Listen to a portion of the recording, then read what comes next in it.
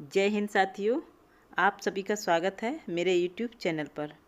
आज की इस वीडियो में हम लेकर आए हैं आपके लिए super TET, TGT, PGT, C TET, UP TET and all competitive exam, जिसमें सामान्य ज्ञान के यानी कि जनरल नॉलेज के प्रश्न अवश्य पूछे जाते हैं। तो ये प्रश्न आप सभी को महत्वपूर्ण विषय पर अपने सामान्य ज्ञान का विस्तार करने और परीक्षा में महत्वपूर्ण अंक प्राप्त करने में मदद करेंगे। परीक्षा को पास करने के लिए आप सभी को जनरल नॉलेज के प्रश्न अवश्य पढ़ना चाहिए। तो बिना किसी देरी के वीडियो शुरू करते हैं और चलते हैं सवालों की दुनिया में। आपका प्रश्न आपके सामने है। राष्ट्रकूट वंश द्वारा कौन सा मंदिर बनाया गया था? राष्ट्रकूट वंश द्वारा कौन सा मंदिर बनाया गया था? कैलाश मंदिर, आदि कुंभेश्वर, बृहदेश्वर मंदिर, चन्नाकेशव मंदिर। ये चार ऑप्शन हैं जिसमें हमारा सही जवाब होगा कैलाश मंदिर। राष्ट्रकूट वंश द्वारा कैलाश मंदिर बनवाया गया था। आगे चलते हैं और प्रश्न है, भारत में टुंड्रा जलवायु कहाँ पर पाई जाती है? भारत में टुंड्रा जलवायु कहाँ पर पाई जाती है? लद्दाख में, राजस्थान में, पंजाब में, तमिलनाडु में। तो इसका सही जवाब हो जाएगा लद्दाख में। भारत में टुंड्रा जलवायु लद्दाख में पाई जाती है। इम्पोर्टेंट प्रश्न है, याद रखियो साथियों। आगे चलते हैं और प्रश्न है, जेल स्ट्रीम का संबंध निम्नलिखित में से किससे है? जेल स्ट्रीम का जो संबंध है वो किससे है? ज्वालामुखी, मानसून, सुनामी या फिर इनमें से कोई नहीं। तो इसका राइट आंसर हो जाएगा मानसून।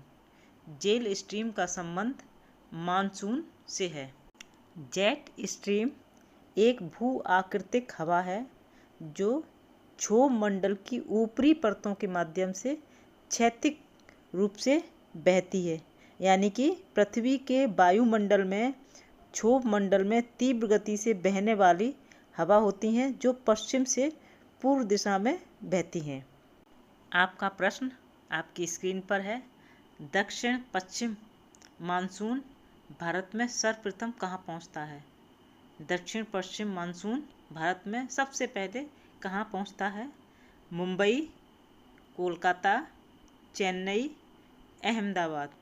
तो इसमें हमारा राइट आंसर हो जाएगा चेन्नई। दक्षिण पश्चिम मानसून भारत में सर्वप्रथम चेन्नई में पहुंचता है। आगे बढ़ते हैं और प्रश्न है, भारत की सबसे बड़ी जनजाति कौन सी है? भारत की सबसे बड़ी जनजाति कौन सी है? गारो, टोड़, भील, चेंचू। तो इसमें हमारा सही जवाब होगा भील। भारत की सबसे बड़ी जनजाति भील है। 2011 की जनगणना के अनुसार भील भारत का सबसे बड़ा आदिवासी समूह है और ये भील जनजाति महाराष्ट्र, छत्तीसगढ़, गुजरात, राजस्थान, मध्य प्रदेश के साथ साथ त्रिपुरा में भी पाई जाती है। तो भील भारत की सबसे बड़ी जनजाति है। आगे चलते हैं और प्रश्न है, हरित क्रांति आंदोलन कब से कब तक चला? यानी किस वर्ष से किस वर्ष तक चला, कितने लंबी पीरियड तक चला हरित क्रांति आंदोलन? हमारे सामने ऑप्शन है 1965 से 1970, 1965 से 1980, 1967 से 1978, 1967 से 1990। तो इसमें हमारा सही जवाब हो जाएगा 1967 से 1990, यानी कि 1967 से 1990 तक हरित क्रांति आंदोलन चला। हरित क्रांति, जिसे तीसरी कृषि यानी कि थर्ड एग्रीकल्चर क्रांति के रूप में भी जाना जाता है। आगे चलते हैं और प्रश्न है, अल नीनो धारा कहाँ से प्रवाहित होती है? एल नीनो धारा कहाँ से प्रवाहित होती है? हमारे सामने ऑप्शन है कनाडा, पेरू, ब्राज़ील, ऑस्ट्रेलिया। ये चार ऑप्शन हैं जिसमें हमारा करेक्ट आंसर है पेरू। अल नीनो धारा पेरू से प्रवाहित होती है। अल नीनो धारा गर्म जलधारा है जिसके आगमन पर सागरीय जल का तापमान सामान्य से बढ़ जाता है। पेरू के तट के पास जल ठंडा होता है एवं पोषक तत्वों से समृद्ध होता है।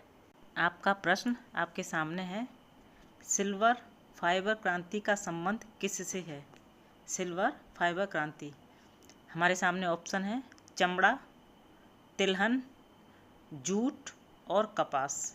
अगर आपको इसका प्रश्न का जवाब मालूम है तो कमेंट जरूर करना, और इस प्रश्न का सही जवाब हो जाएगा कपास।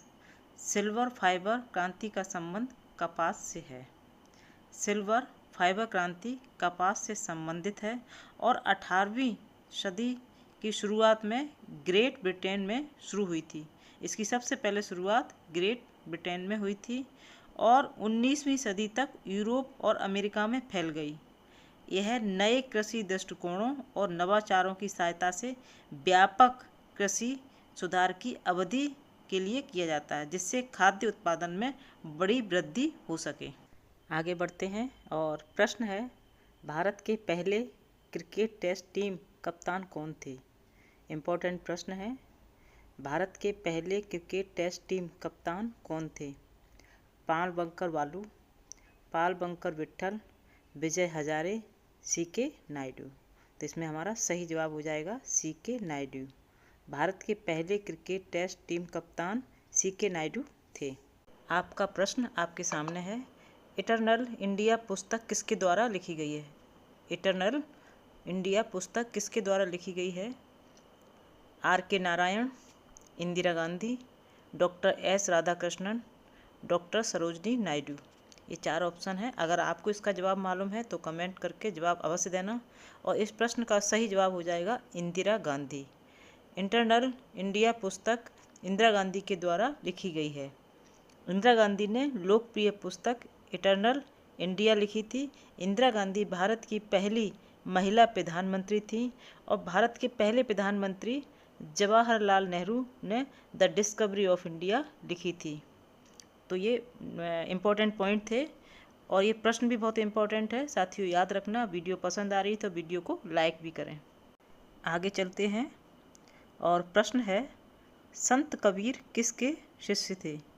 महत्वपूर्ण प्रश्न है, संत कबीर किसके शिष्य थे? रामानुजाचार्य, चैतन्य महाप्रभु, रामानंद, स्वामी हरिदास। ये 4 ऑप्शन है जिसमें कि हमारा सही जवाब होगा रामानंद जी। संत कबीर रामानंद के शिष्य थे। संत कबीर संत स्वामी रामानंद के शिष्य थे। रामानंद के 12 शिष्य थे जिसमें कबीरदास जी का प्रमुख स्थान था। आगे बढ़ते हैं और प्रश्न है, पतंजलि का संबंध किससे है? पतंजलि का संबंध किससे है? वैशेषिक दर्शन, न्याय दर्शन, सांख्य दर्शन और योग दर्शन। तो इसका करेक्ट आंसर हो जाएगा योग दर्शन। पतंजलि का योग दर्शन से संबंध है। पतंजलि प्राचीन भारत के एक मुनि थे जिन्हें संस्कृत के अनेक महत्वपूर्ण ग्रंथों का रचयिता माना जाता है। इनमें से योग सूत्र उनकी महानतम रचना है जो योग दर्शन का मूल ग्रंथ है। आगे चलते हैं और इम्पोर्टेंट प्रश्न है, इसरो की स्थापना कब की गई थी? इसरो की स्थापना कब की गई थी? 15 अगस्त 1959, 15 अक्टूबर 1969, 15 अगस्त 1969, 15 अक्टूबर 1959। ये 4 ऑप्शन है जिसमें हमारा सही जवाब होगा 15 अगस्त 1969 में। इसरो की स्थापना 15 अगस्त 1969 में हुई थी। थोड़ा इसके बारे में कुछ पॉइंट इंपॉर्टेंट रखना चाहेंगे, आप ध्यान से उसको याद रखिएगा। भारतीय अंतरिक्ष अनुसंधान संगठन भारत की राष्ट्रीय अंतरिक्ष संस्था है जिसका मुख्यालय बेंगलोर में है। इसरो का मुख्यालय बेंगलोर में है। कभी कभी मुख्यालय पूछ लिया जाता है प्रश्न में। और इसके संस्थापक विक्रम साराभाई, इसरो के संस्थापक विक्रम साराभाई हैं और इसकी स्थापना 15 अगस्त 1969 में हुई थी और वर्तमान अध्यक्ष एस सोमनाथ हैं। तो ये कुछ इंपॉर्टेंट पॉइंट थे 2-3 कि इसका मुख्यालय बेंगलुरु में है, संस्थापक विक्रम साराभाई हैं और वर्तमान अध्यक्ष एस सोमनाथ हैं। तो ये याद रखिएगा, इंपॉर्टेंट पॉइंट थे। जनरल नॉलेज के इम्पोर्टेंट क्वेश्चन के साथ आपने ये वीडियो पूरी देखी है। उम्मीद करते हैं वीडियो आपको पसंद आई होगी। वीडियो को लाइक भी करें, शेयर भी करें और चैनल से अगर नए जुड़े हैं तो चैनल को सब्सक्राइब भी करें और बेल आइकॉन प्रेस कर दें, जिससे कि सारे नोटिफिकेशन आपके पास समय से पहुंचते रहें। इसी के साथ जय हिंद, जय भारत।